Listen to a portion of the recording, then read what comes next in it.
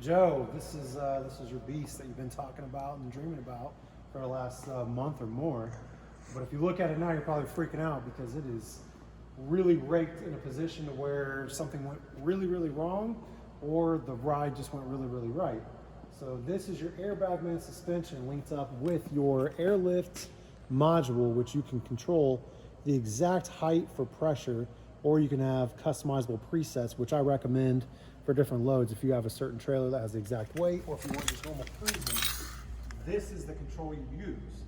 But if you look, you've got a massively raised rear end on your Land Cruiser right now, which is good for multiple things. If you have a heavy load, or if you're going through something you need a lot more clearance, these are just many reasons that you'd want to have an airlift on the rear of the vehicle.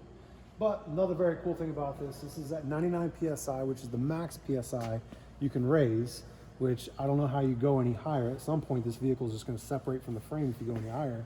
But check out how fast this thing will actually deflate and drop. So if you're ever going out to the West Coast, let it power up. And then we'll just drop it all the way back down to 5, which is the minimum. Now, of course, you're going to want to play around with this to see exactly what's the exact PSI you want to cruise at on normal cruising, and then the exact PSI that's good for a certain trailer, or an exact PSI that you have for trail riding or anything that you may be doing.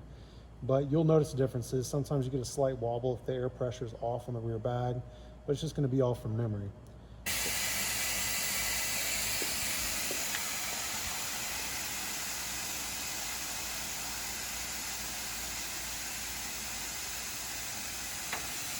Oh, now you can hear the shop going back in. So the coilovers are grabbing it in.